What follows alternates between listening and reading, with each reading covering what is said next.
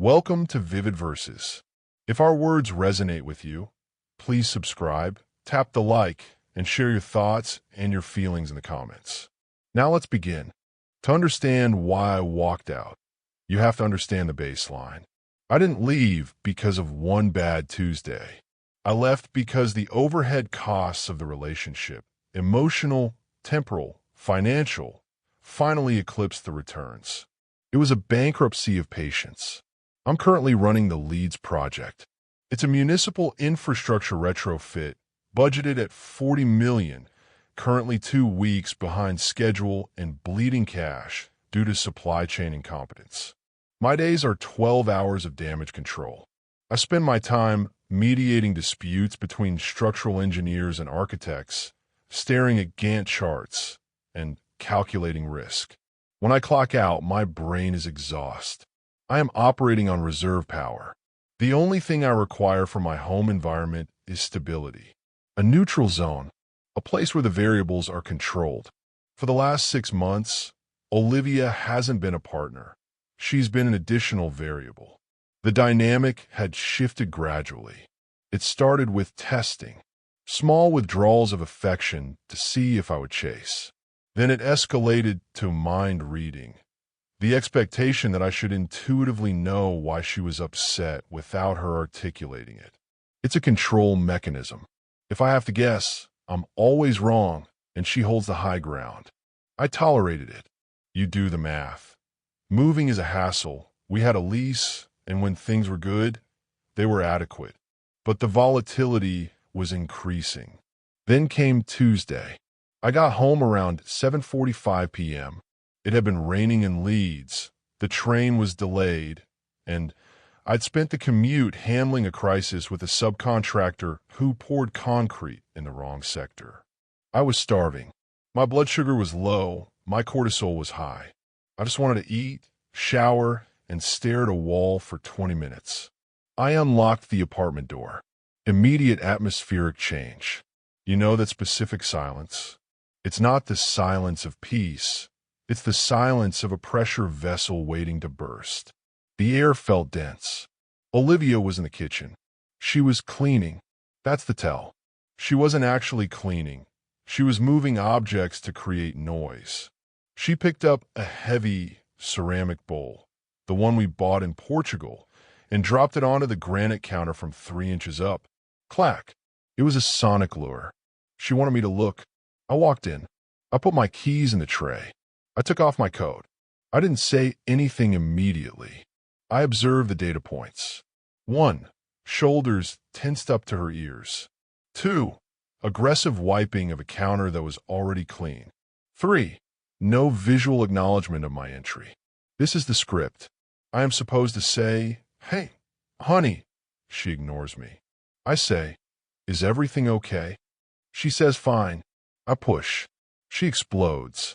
We spend 3 hours dissecting my failures. I wasn't running that script.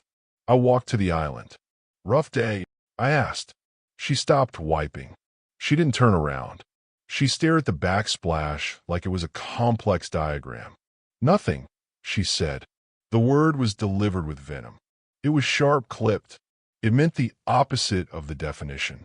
It was a trapdoor. "Okay," I said. I didn't ask a follow-up. I didn't step onto the trapdoor. She froze. The lack of pursuit threw off her timing. She threw the dish rag into the sink. A wet, heavy thud, and stormed past me. She walked with heavy heels, making sure the floorboards vibrated. She went down the hallway, entered the bedroom, and slammed the door. Then the click, the lock. I stood in the kitchen. The silence rushed back in, but this time it was different. It was the silence of an ultimatum. Come knock, or else. I looked at the stainless steel of the fridge. I looked at my reflection. I looked at the clock. I ran a quick cost-benefit analysis. Option A, I knock. We argue. She accuses me of not caring. I spend 2 hours apologizing for a crime I haven't been indicted for. I don't eat until 10 p.m. I sleep poorly. I wake up tired. The project in Leeds suffers. Option B, I don't knock. I eat. I read. I sleep. I wake up rested. I realized with total clarity that I didn't care what was behind the door. The mystery was gone. It wasn't what is wrong. It was just, what does she want me to apologize for this time? I chose option B. I opened the fridge. I had a ribeye steak I'd bought on Sunday. Dry-aged, good marbling. It needed to be cooked. I took it out, patted it dry with paper towels, and salted it heavily. I moved deliberately. This wasn't a performance for her benefit. She couldn't see me. This was for me. I was reclaiming the space. I got the cast iron skillet. I turned the burner to high. I turned on the exhaust fan, low setting, just enough to pull the smoke, not enough to drown out the silence. While the pan heated, I stripped off my suit. My jeans and t-shirts were in the master bedroom. Access denied. I didn't rattle the handle. I didn't plead. I just took off my trousers and shirt, folded them neatly on the couch, and stood there in my boxers and undershirt. It was efficient. I was comfortable. I seared the steak. 3 minutes aside, the smell of rendering beef fat and garlic filled the apartment. I knew the HVAC system would pull that scent under the bedroom door. She was in there, likely hungry, smelling dinner being prepared without her. I rested the meat. I poured a glass of Cabernet. I plated the food. I sat at the dining table alone. It was the most peaceful meal I'd had in months. No interrogation about my schedule. No complaints about her coworker, Sarah, who breathes too loudly. Just the steak, the wine, and the hum of the refrigerator. I picked up a book, a biography of Shackleton. I read about the Endurance getting crushed in the ice.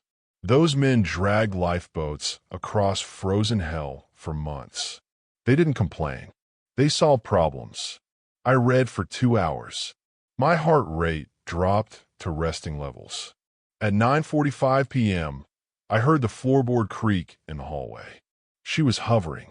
She had likely unlocked the door silently, waiting for the click to summon me. Well, I didn't come. She opened a crack. She was listening. She wanted to hear if I was sulking. She wanted to know if her withdrawal was having the desired effect. I turned a page. The paper sound was crisp in the quiet room. She waited. I didn't turn my head. I didn't sigh. I just kept reading about ice flows. She closed the door. She didn't lock it this time. That was the concession. That was the signal that the blockade was lifted, and I was permitted to enter and begin the groveling process. I finished the chapter. I washed my plate.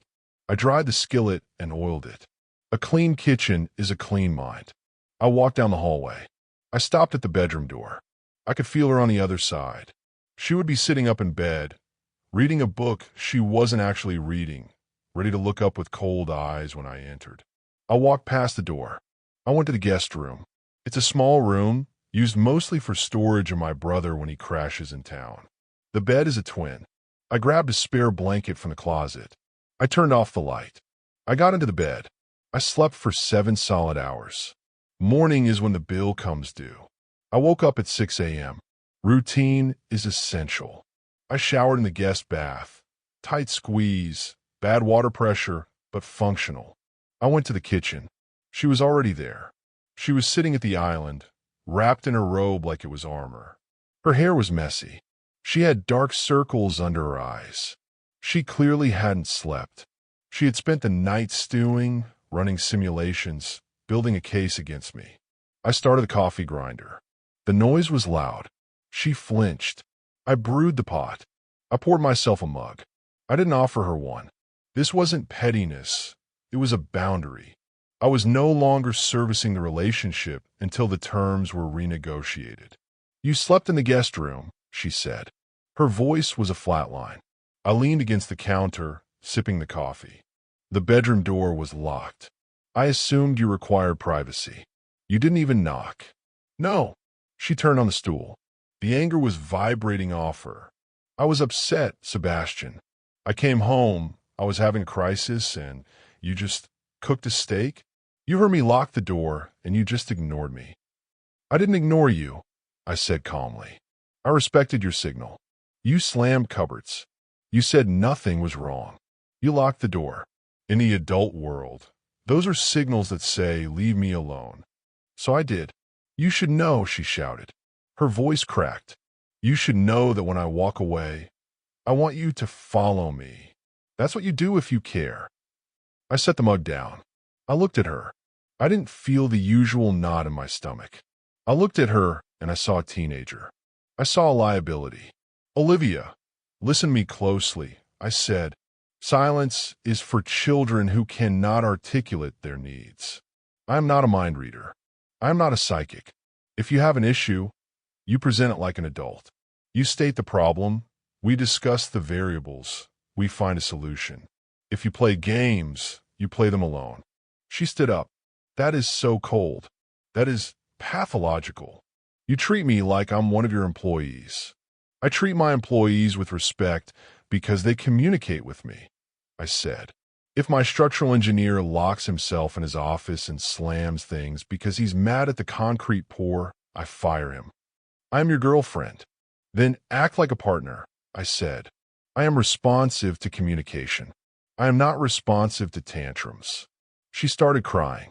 It was the last weapon in the silo. The tears usually work. They usually trigger the protective instinct. You're checking out, she sobbed. I can feel it. You're just shutting down. I'm not shutting down, I said. I'm opting out of the drama. I looked at the microwave clock. 6:30 a.m. I have to go to work, I said. I walked to the hall closet to get my jacket. She followed me, trailing tears and indignation. We aren't done, she yelled. You can't just say that and leave. I put on my coat. I checked my pockets, phone, wallet, keys. I'm going to stay at a hotel tonight, I said. She stopped crying. The reality hit her. What? I need sleep. I have a project to finish. I can't do this again tonight. You're leaving? I'm taking space, I said. I'll contact you on Saturday. I walked out the door. I didn't slam it. I closed it gently. The latch clicked. The subway ride was clarity. Usually, after a fight, I spend the commute texting. I'm sorry. Can we talk later? I love you. I spend the day checking my phone, waiting for the thumbs up or the angry paragraph. I didn't send a text. I opened the Booking.com app. I found a business hotel near my office. 3 nights. Booked. Then I opened my bank app. I checked the joint account. We used it for rent and utilities. I transferred my share of next month's rent into it immediately. I wanted the ledger to be clean. I got to work. I sat in the morning briefing. The lead architect was shouting about a delay in steel fabrication. Usually this stresses me out. Today it felt manageable. Steel is logical. If it's late, you pay a rushing fee or you adjust the schedule. It doesn't lock itself in a room and ask you to guess why it's not there. My phone started buzzing around 10 a.m. Olivia, 10:03 a.m. Are you serious? A hotel? Olivia, 10:15 a.m. This is an overreaction. We just had a fight. Olivia, 11 a.m. Pick up the phone. Sebastian. Olivia, 12:30 p.m. I'm sorry about the door. Okay, just come home. I didn't reply. I was in meetings. At lunch, I stepped out to grab a sandwich. I call my friend Mark. Mark runs a logistics firm. He thinks in pallets and shipping containers. You at the hotel? Mark asked. Yeah. Check-in is at 3. Good, Mark said. Don't go back tonight. The reentry velocity will burn you up. Let her sit in the vacuum for a few days. I'm thinking about ending it, Mark. There was a pause on the line. Is it the door thing? It's the pattern, I said. It's the overhead. I'm tired, Mark. I'm just tired. If the maintenance cost exceeds the asset value, Mark said, you scrap the asset. That's business. That's life. She thinks I'm punishing her. You're not punishing her. You're protecting your peace. There's a difference. I hung up. Mark was right. This wasn't punitive. It was preservation. I spent 3 nights at the hotel. It was a sterile room. Beige walls, white sheets. It was perfect. I ordered room service. I worked late. I slept in the middle of the bed. During those 3 days, I conducted the review. I looked back at the last 2 years. I remembered the birthday dinner she ruined, because I looked at the waitress too long. I was reading the specials board behind her. I remember the weekend in Paris where she gave me the silent treatment for 6 hours because the hotel room view wasn't what she imagined. I remembered the constant, low-level anxiety of wondering what mood I would walk into. I realized I had been paying a drama tax. I was spending 30% of my energy just managing her emotional volatility. If I applied that 30% back to my career or my health or just staring at a wall, my ROI would skyrocket. The relationship was a bad asset. It was time to liquidate. Saturday came. I checked out of the hotel. I went to the apartment at 10 a.m. I didn't bring flowers. I brought empty boxes. I unlocked the door. The apartment was quiet. She was sitting on the couch, waiting. She had clearly prepared a speech. She looked softer, wearing a sweater I liked. She was playing the vulnerable/reasonable angle. She had cleaned the apartment. The aggressive wiping from Tuesday was replaced by a performative orderliness. "Seb," she said, standing up, "I'm glad you're home. This has been crazy. Let's just sit down and—" "I'm not staying," I said. I walked past her to the bedroom. I pulled my suitcase out of the closet. "What are you doing?" Her voice spiked. Panic. "I'm packing my things," I said. "I'm ending it, Olivia." "What? Because I locked a door? Are you insane? You're throwing away 2 years because of one night." I opened the suitcase. I started folding shirts. Efficient movements. "It's not one night," I said. "It's the pattern. It's the manipulation. I'm 34 years old. I don't have time to decode your moods. I want a partner, not a project." She switched tactics. She got angry. She stood in the doorway, blocking me. "You're a narcissist," she screamed. "You can't handle real emotion. You just want a robot." "I want peace," I said, "and I can't find it here." I moved around her. I packed the essentials. Clothes, toiletries, my laptop, the Shackleton book. I grabbed my passport from the safe. I left the pictures.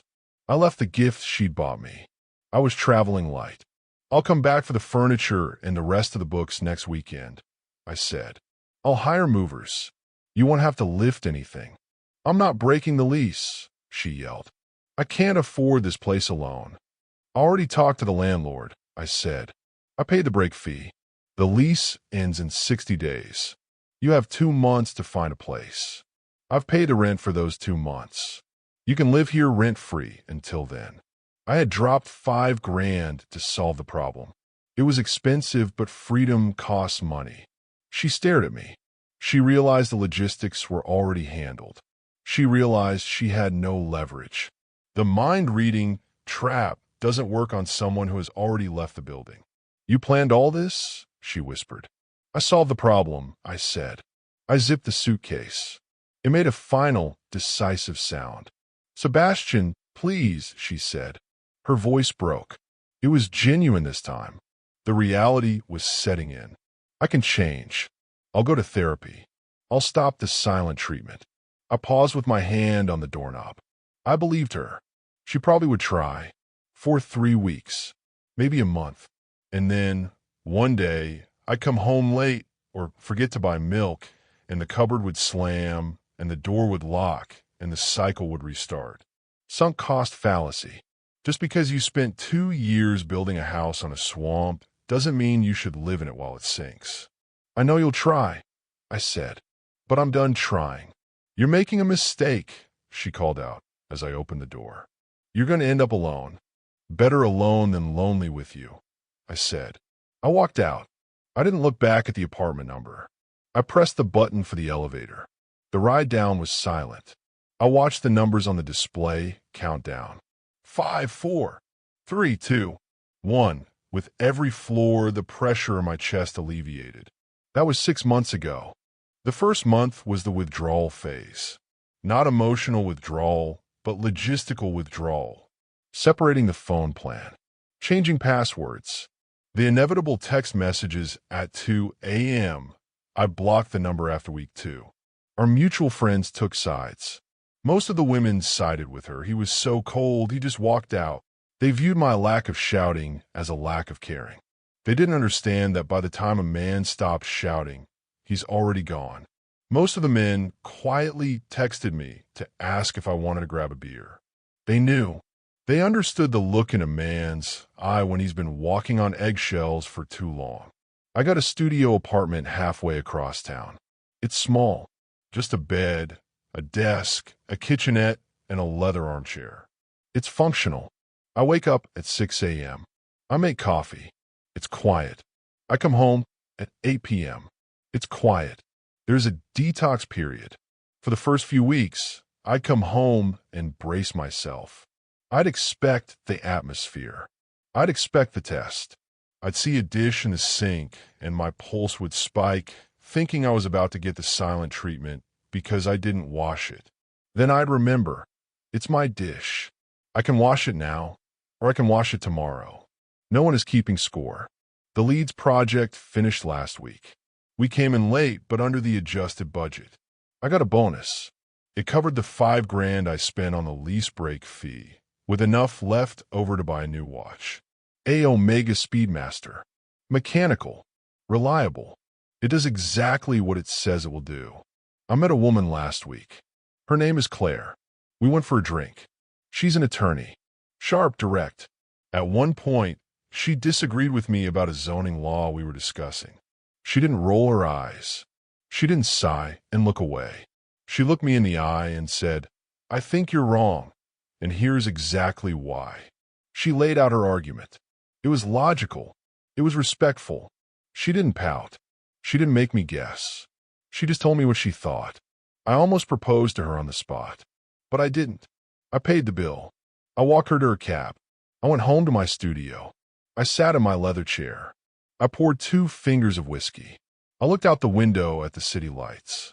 There is a misconception that silence is empty. It isn't. Silence is potential. In the hands of a child, it's a weapon to inflict pain. In the hands of a man, it's a luxury. It is the space where you can think, where you can breathe, where you can exist without apologizing for occupying space. I finished the whiskey. I washed the glass. I put away. Business is good. Thank you for listening. That brings today's story to a close. If you enjoyed it, please consider subscribing. See you next time.